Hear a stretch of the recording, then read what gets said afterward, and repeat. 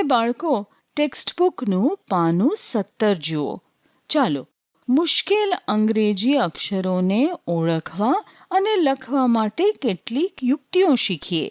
અંગ્રેજીના small letters એટલે નાના અક્ષરો શીખતી વખતે શરૂઆતમાં એ ઓળખવું મુશ્કેલ છે કે કયો અક્ષર બી છે અને કયો ડી છે.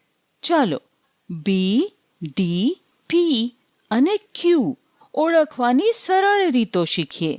સૌપ્રથમ બી અને ડીના ચિત્ર જુઓ. બીમાં પહેલા બેટ અને પછી બોલ છે, એટલે કે પહેલી રેખા અને પછી ગોળ છે. અને ડીમાં પહેલા ડ્રમ અને પછી ડોલ છે, એટલે કે પહેલું વર્તુળ અને પછી રેખા. આ એક રસ્તો છે, પણ બીજો રસ્તો વધુ સરળ છે. શું તમે મોં ખોલીને બી કે બ કહી શકો છો? હું તો નથી કહી શકતી. બી કહેવા માટે મારે પહેલા મારા હોઠ બંધ કરવા પડે છે. હવે તમે મોં ખોલીને બી કહેવાનો પ્રયાસ કરો. બી. શું તમારે પણ તમારા હોઠ બંધ કરવા પડ્યા હતા? અને શું તમારા બંધ હોઠ એક રેખા જેવા છે? જેને બી કહેતી વખતે આપણે આપણા હોઠને એક લાઈનમાં બંધ કરવા પડે છે. તો બી લખતી વખતે પહેલા બંધ હોઠની એક લાઈન લખો અને પછી એક ગોળ લખો. ઠીક છે?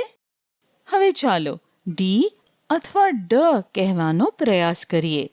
શું તમે મોં બંધ કરીને ડી કહી શકો છો? હું તો નથી કહી શકતી. મારે મારા હોઠ ખોલવા પડી રહ્યા છે. હવે તમે ડી કહેવાનો પ્રયત્ન કરો. શું તમારા હોઠ બંધ છે કે ખુલ્લા? તે ખુલ્લા છે, ખરું ને? હા, ડી કહેતી વખતે પહેલા તમે તમારા હોઠ બંધ નથી કરી શકતા.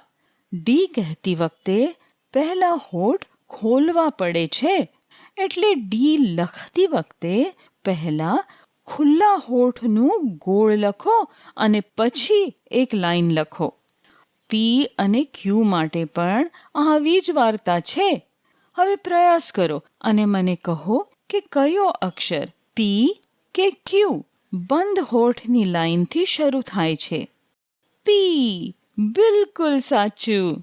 ખુલ્લા મોંથી કોઈ પી કહી શકતું નથી. પી કહેતી વખતે પહેલા હોઠ બંધ કરવા પડે છે.